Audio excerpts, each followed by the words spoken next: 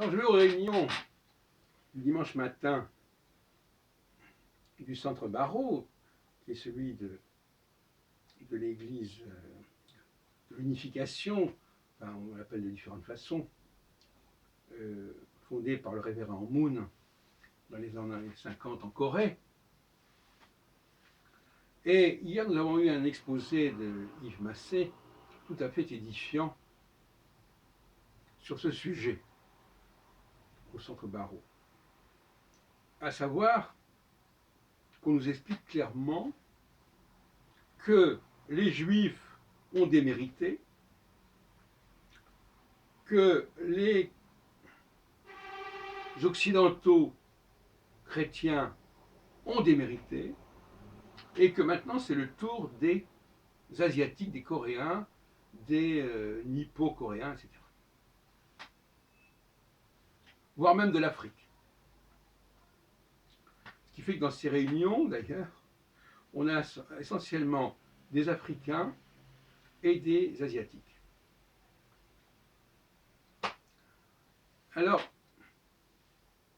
à telle enseigne que la veuve du révérend Moon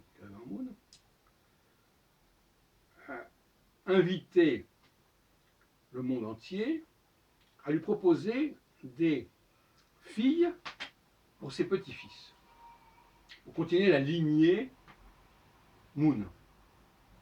Puisque le grand reproche qu'on fait à Jésus, c'est de ne pas avoir eu de lignée, de ne pas s'être marié. Parce que le mariage, la famille, l'union des familles est au cœur de la doctrine Moon.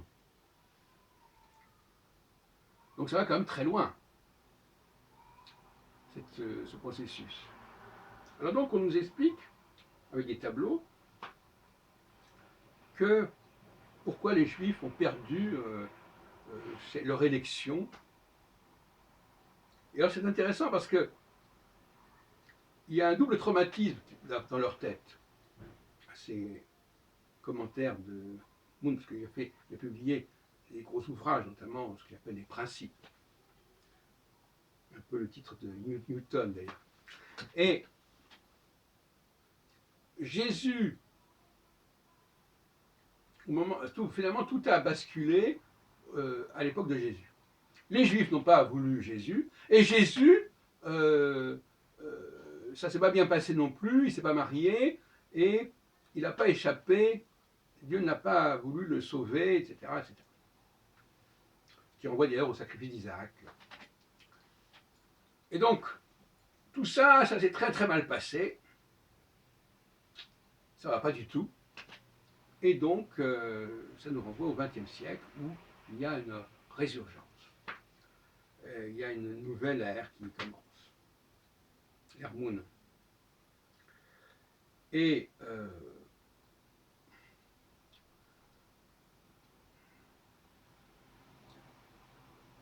il y a donc la Corée. Alors on nous parle de l'unification unique. Finalement, c'est amusant, enfin amusant, ça me paraît, mais la seule chose qu'on retient, c'est que, au fond, tout ça doit aboutir, ça sera vraiment le moment clé quand il y aura l'unification des deux Corées. Comme il y avait l'unification des deux Allemagnes en 89. Donc, tout passe par les questions coréennes, une famille coréenne, qui est le fer de lance de toute la chrétienté, en fin de compte. Alors, pour un juif qui écoute cela, effectivement, il le revit d'une manière un petit peu compliquée. Et c'est dit de manière. Alors vous me direz, si c'est pas l'antijudaïsme, je ne sais pas ce que c'est. Eux, ils ne vont pas dire qu'ils sont dans l'antijudaïsme. Mais dire que les juifs n'ont plus le droit à ceci, ne peuvent plus prétendre à cela, moi j'appelle ça l'antijudaïsme. Comme le disait hier une de mes amies hier, que je rencontrais par hasard. Le christianisme était déjà une forme d'antijudaïsme, et maintenant on a une sorte d'antichristianisme qui est aussi un antijudaïsme, et qui considère que tout ça, a été discrédité, mais on retrouve déjà cette racine de l'antijudaïsme, parce que le mot judaïsme, ça renvoie d'abord à Juda, donc au royaume de Juda, qui était devenu l'ennemi du royaume du Nord, le royaume d'Israël. Et donc, là déjà aussi, il y avait cette... Pas, chaque fois qu'il y a des dominés, ils veulent affirmer que ceux qui sont en haut, que ceux qui sont avant, ceux qui sont au-dessus, ont démérité, ne sont plus à la hauteur. C'est de bonne guerre, on dirait.